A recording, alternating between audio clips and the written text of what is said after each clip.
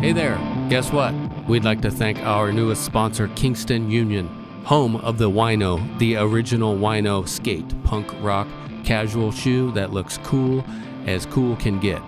Right now, Kingston Union is having a summer slip-on sale. All you have to do is go to KingstonUnionMFG.com and use code SUMMERSLIPS25. That's SUMMERSLIPS25. Head over to KingstonUnionMFG.com and get your slips for the summer now. I am super psyched to welcome our newest sponsor, Kuma Coffee. Kuma Coffee is a 100% independently owned roasting company right here in Seattle since 2008. Kuma is a 5-person team roasting over 100,000 pounds of exclusively high-scoring coffee each year. They source their coffees direct from origin and pay well over fair trade pricing to farmers. This guarantees the highest quality while supporting rural farming communities throughout the global south. And here's the kicker. They just launched an instant coffee.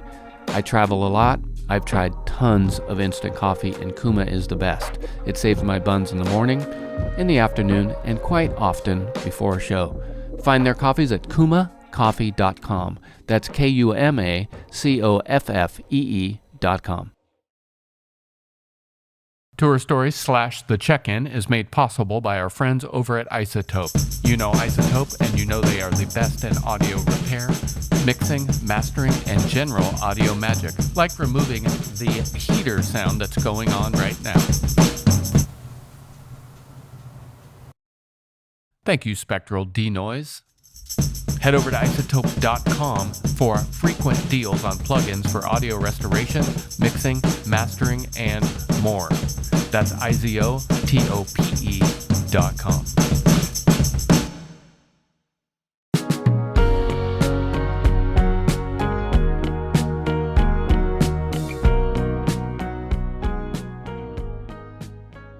Dent, what's happening? Hello, not much. Just hanging out here on this beautiful Monday morning in Los Angeles, California. Los Angeles? Yeah, that's where I am. What a great place. I think so. Not everyone agrees with us on that, but the real ones know this is a great city. Yeah, I've always loved it. Where are you? I'm in Seattle. Okay. I've spent lots of time in Los Angeles. I lived there for a little bit. Cool. My parents are from there. Oh, really? Wow. But yeah, I love it over there. Did you grow up there? No, I'm from Jackson, Mississippi. Oh. Yeah. Where is Jackson? Jackson's just they call it the crossroads of the South. It's just smack dab in the central Mississippi, between Memphis to the north, New Orleans sort of to the south, Birmingham to the east. Right. Yeah. Is it actually the quote unquote crossroads? No, that's not. That's like in the Delta, Highway 51. Okay. But yeah, Jackson is the capital of Mississippi, and just like a small city in central Mississippi, where I'm from. I've been in LA for like 11 years. Okay. What was it growing up in Jackson like? Honestly, it was pretty great. I mean, Mississippi's a weird place. Jackson's a weird place. It's like the poorest state in the U.S. There's a lot of problems down there, infrastructure issues, and all kinds of stuff that we're constantly fighting. But I had a great childhood and adolescence there, especially with music. I mean, it's funny. I was just visiting Mississippi last week, and I love the signs. When you drive into Mississippi, it says Mississippi, birthplace of America's music. So like in that sense, yeah, like it's like it does feel like a good place to live. With the musical history, I feel like, yeah, it was a good place to be for music in a weird way. Even like with the like sort of more alternative leaning music scene being like absolutely tiny, I have really fond memories of it, and it was really meaningful. There was a couple good record stores. There was a couple good venues. I feel like I always talk about this, but being from somewhere like that, I miss like how tight knit and the community is around music, and meaningful every little thing is when it's kind of more difficult to find. Right. So yeah, those are kind of the two sides of the coin for me. Like living here, where it's like everything is at your fingertips, and then, but I still miss like yeah. And then I went to college at Ole Miss in Oxford, Mississippi, an even smaller town. Oh, okay. I was just going to ask you. Yeah. Did you find yourself in Oxford as a? Yeah, I lived there for 10 years. Okay. Um, yeah, and that was where I like kind of got started releasing my albums and touring out of Oxford.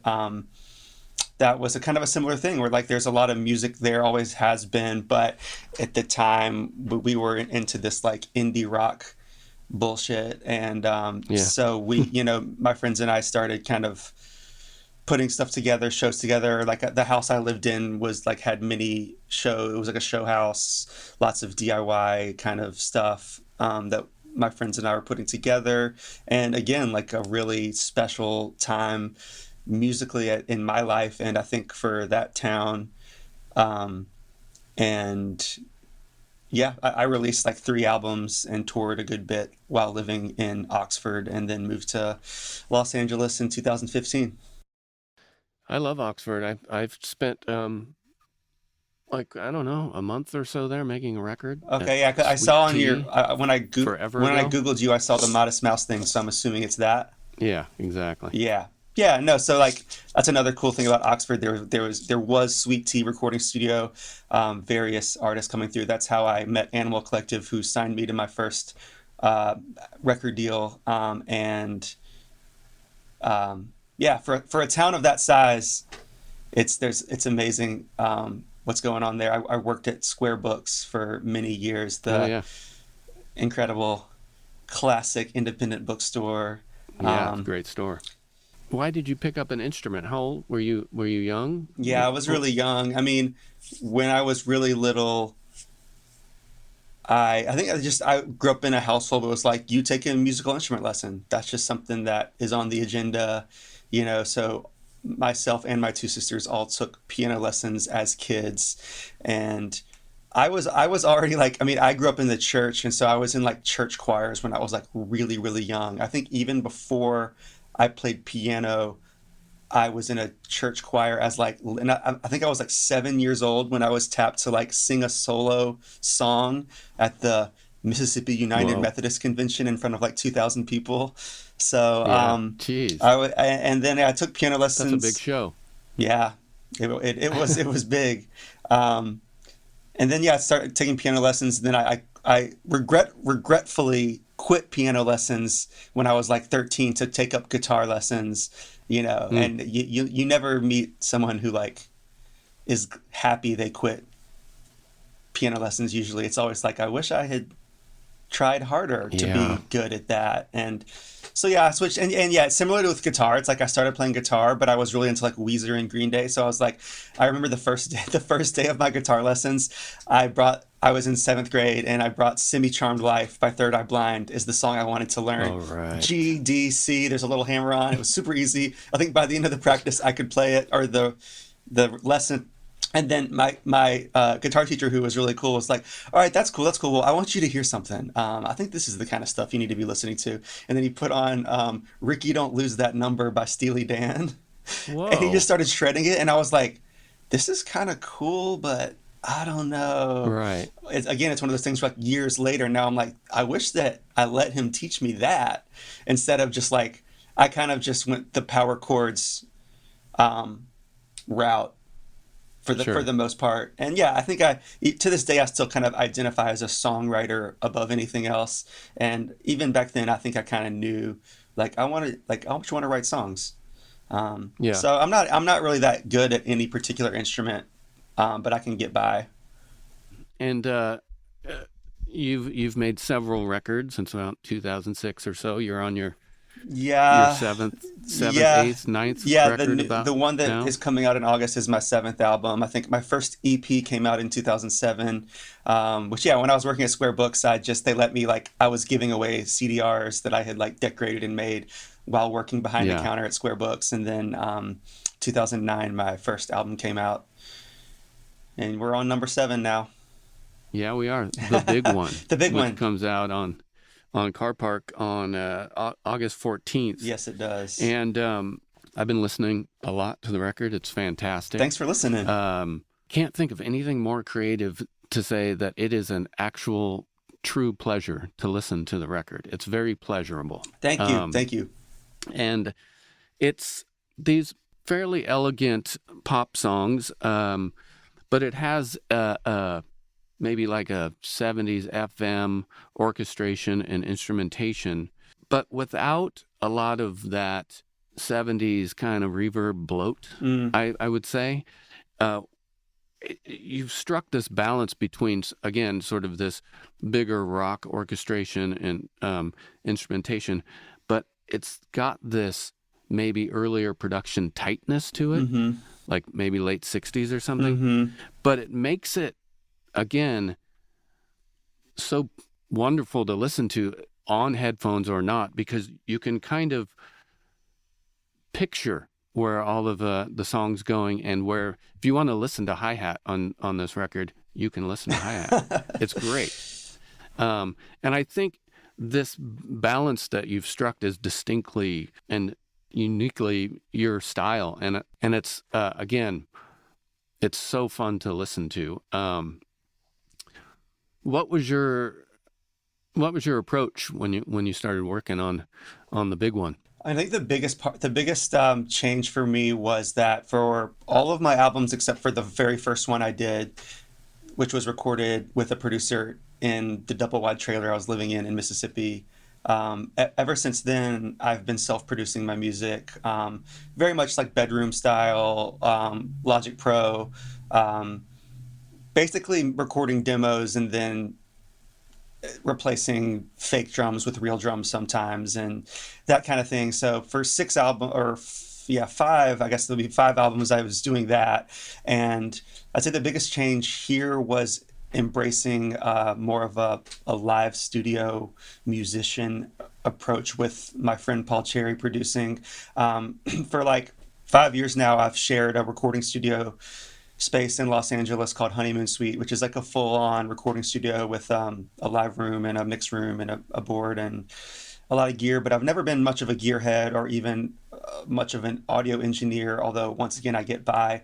This was the first album where I was like, actually, I want to just get my friends in a room, cut some tracks to tape. We did to analog tape, the basic tracking with basically no rehearsal and no click track for the most part. So that's where we started with it. And because when I started writing these songs, I started doing what I normally do, which is just like building out the ideas in Logic Pro. And I very quickly was like, this bass line, I think I've done this bass line a few times before.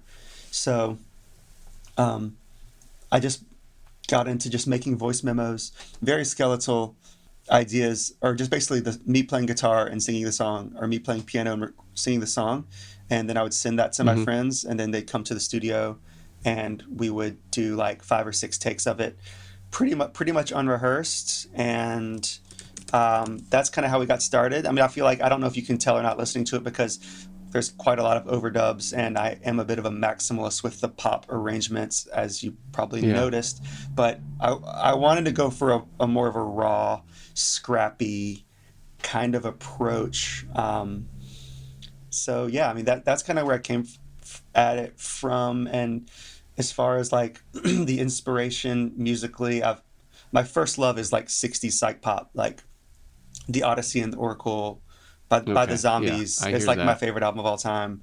And then of course getting into like classic singer-songwriter Harry Nilsson, Randy Newman stuff. And like as I get older, I kind of see myself as like embracing that, where like when I was younger, I would be like, singer-songwriter, that's like what the CDs they sell in Starbucks, you know what I mean? And so and then also as I get older, I kind of return to the music I liked as an adolescent, the 90s and early 2000s indie rock, especially like the indie pop side of things. I'm a huge fan of the Elephant Six Collective thing that happened in Athens, Georgia in the late 90s or 2000s, and like a year or two ago, a documentary and a book about it came out. And so I've been really embracing like Apples in Stereo and like very early of Montreal, like all home recorded on like 4-track cassette. but still this like everything but the kitchen sink Right. maximalist arrangements. And then things like early Bell and Sebastian and like Magnetic Field, 69 love songs I've like kind of rediscovered in the past few years, where like it's kind of one of those things where it's like I was really into it when it came out, and you kind of like 10 years later you're kind of still not ready to return to it. And so I think of the new album as sort of a marriage between this like classic pop and the kind of like freewheeling scrappiness of like 90s 2000s indie rock. It's Sure. kind of that's where I want to be, kind of.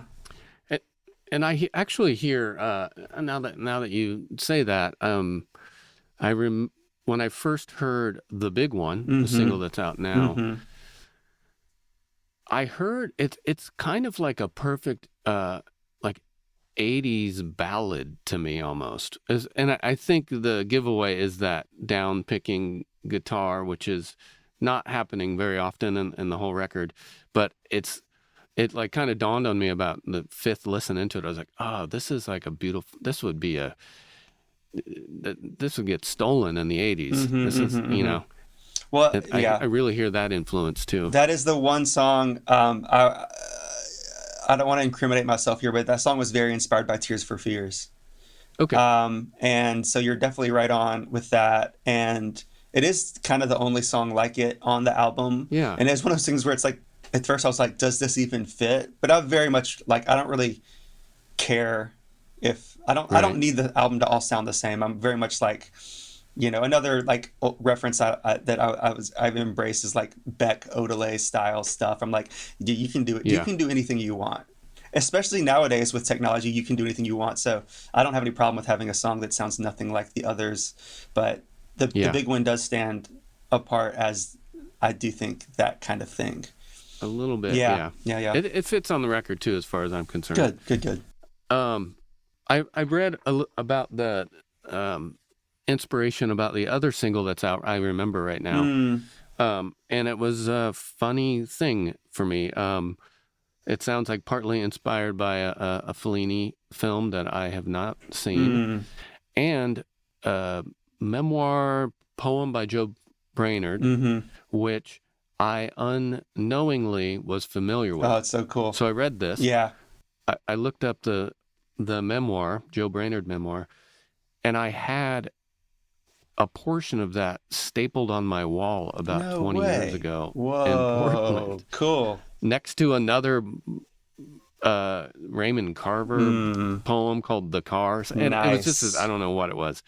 But you kind of made me rediscover it and maybe learn actually what it was versus just paste it on my wall. That's cool.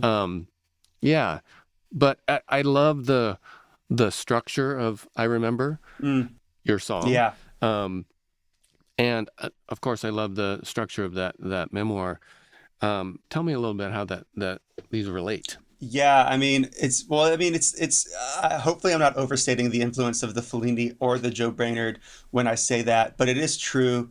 I'm very much first of all, I'm very much a song title person. Like, people ask me how I write songs, and it almost always comes from the title and the idea. To me, songs are ideas. They're like ideas or stories. They're not, a song is not a vibe to me. It's not like I'm like, I mean, of course, I've started countless song ideas by making a loop on my computer or a beat or something, but I'm very much like interested in making specific song ideas. And I have a very long list of potential song titles in my phone, and possibly the oldest one, or one of the oldest, is I Remember.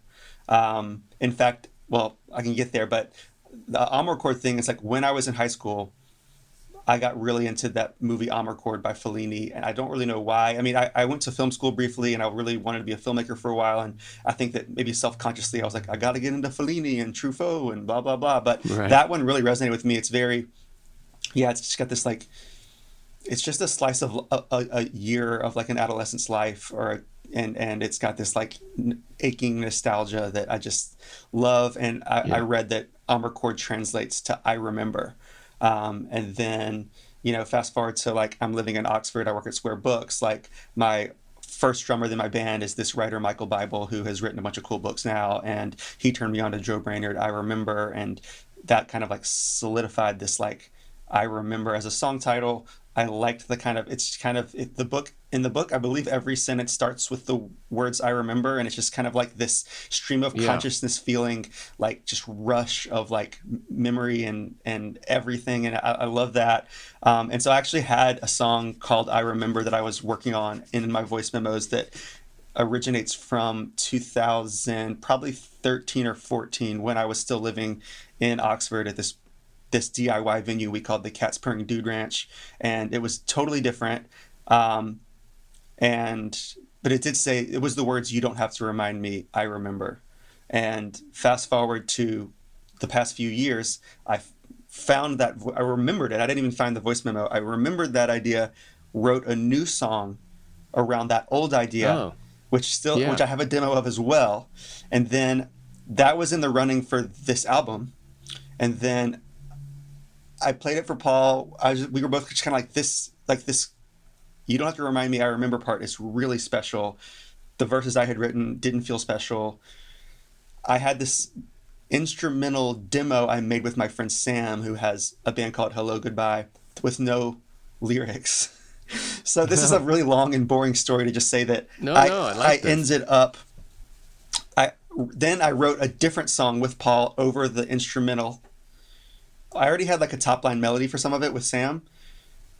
Ended up scrapping that idea completely.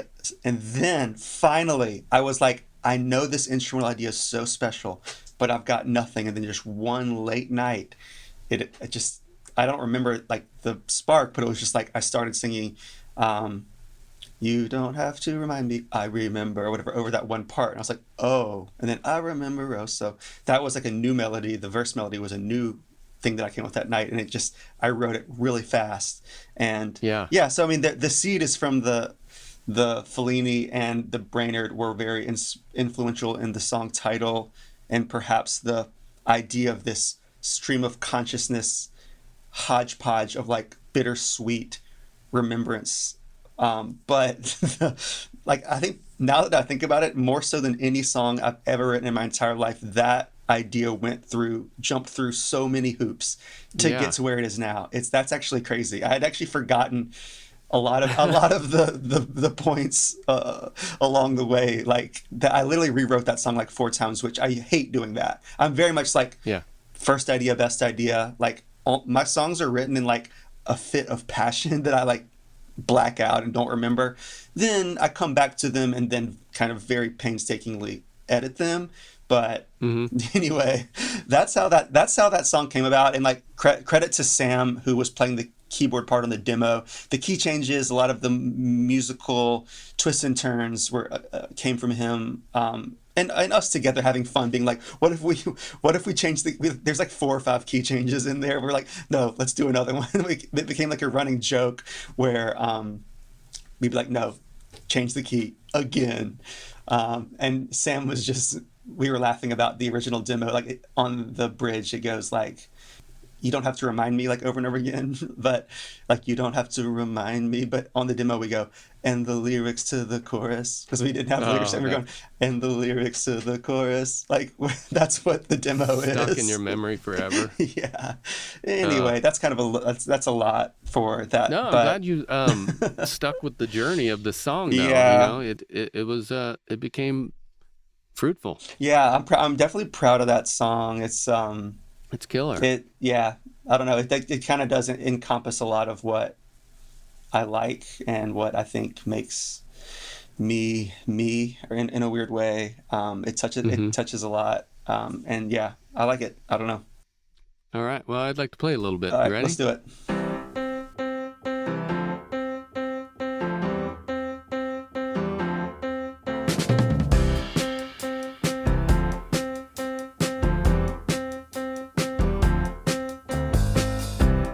I remember oh so well, waking up on the living room floor. Still, I know just how it felt when you told me that you didn't love me no more. Should have done better than this. Tried to be a good man. Well, I remember every kiss much better than I know the back of my hand. Late hoping for a better life. We had big dreams. You don't have to remind me. You don't have to remind me. I remember. Funny how hard we both fell. Temporary partners in crime. Well, I remember oh so well them good old days when you were mine. Teardrops, parties on the Beautiful. There's so many great things about it. One thing in particular that while I was driving to my studio to do this interview, I was listening to it again, and the horn solo.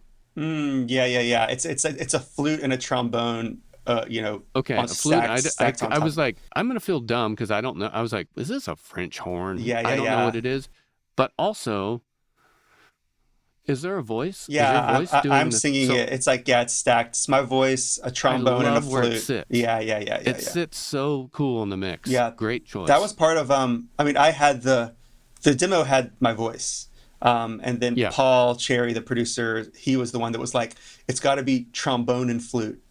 I don't know. He had been having this Right. journey where he was like, trombone and flute sounds cool together. And he was specifically like, that's like an Elephant Sixth collective thing to do. So that was his idea to stack that. One last thing I'll say about this song is that with the structure, I was wanting to embrace.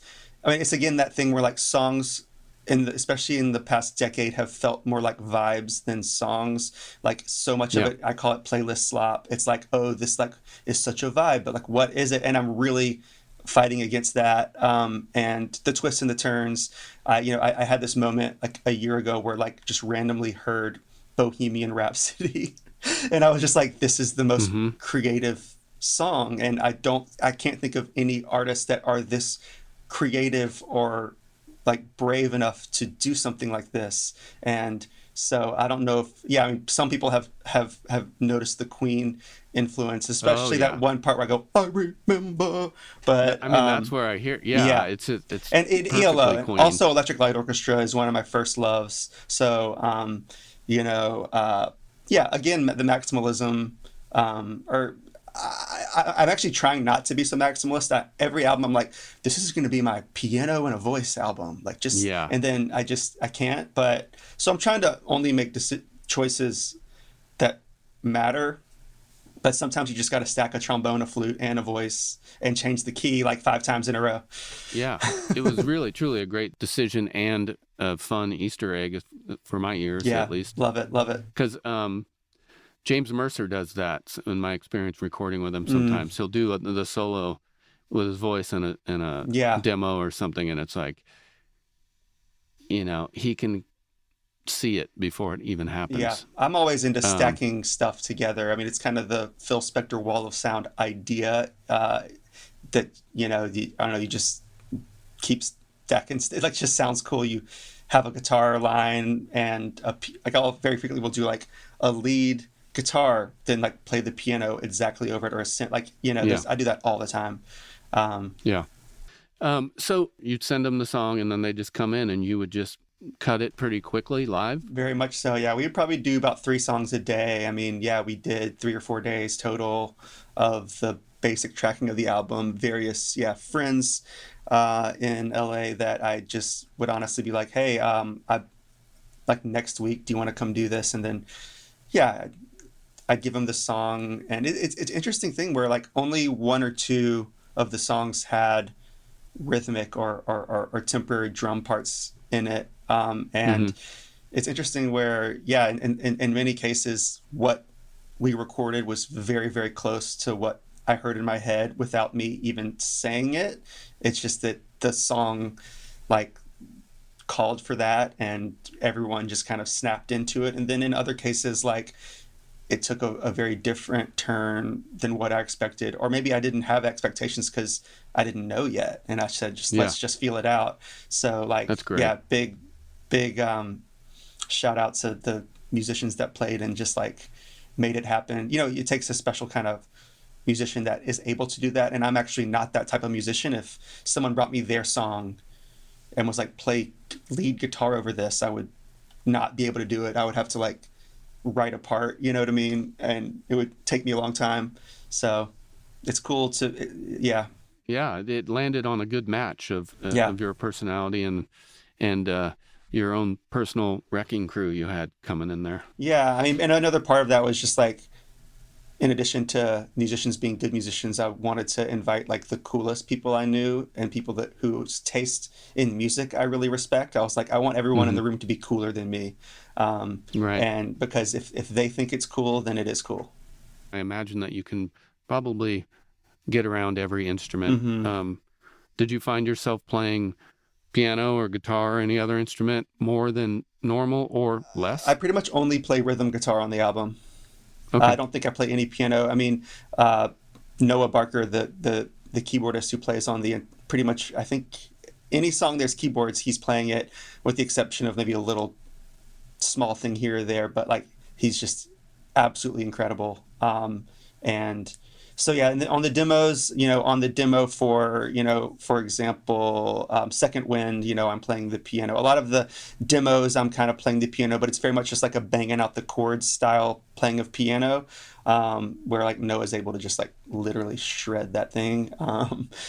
So yeah, I'm basically just strumming rhythm guitar and singing scratch vocals on the full band takes for every song. All right. Yeah. And then again, not to repeat myself, but man, the mixing, it's so great. Well, it feels so thoughtful and so delicious for the ears. Yeah. Well, my good friend Drew Vandenberg is the mixing engineer this is the 6th album that we've made together, and he's become one of my very good friends and favorite people. And it's just one of those things where like, I mean, he has great taste and I trust his taste completely, but we know each other so well. We've worked together so many times. He knows what I want before I know what I want in many cases. And unfortunately, this is the first time I didn't do an attended session. He lives in Athens, Georgia, which is a town very near and dear to my heart for many reasons. But I usually go down there and like hang out for a week or two while he mixes, almost just as an excuse to be down there and hang out. But I had a lot going on this year, so we did the back and forth thing. But Drew is great. Drew is great. All right. Yeah. Well, congrats on this record. It's so good. Thank you. I hope to see it live. Yeah. Do you have plans to tour this year? Yeah, we have a tour announced. There is a Seattle show September 15th at a place called Sunset Tavern. Oh, that's a great which place. I've never heard of. So yeah, the tour is announced and on sale, etc. Yeah, give me a shout and we'll get you to the show. Would love to hang out. Yeah. Would love to hang out. I'll hit you up. Yeah. Good places to eat in that neighborhood. I'll take you to eat if I'd love that. It all lines up. Yeah, that would be super fun. All right. Count me in. Again, congrats on this record and travel safe when you get going. And I hope to see you out here. Yeah, thanks for your time. I had a great time chatting. Appreciate you. Course. Thanks for thinking of me. And of course. Yeah, see you in Seattle. All right, take care. All right, peace.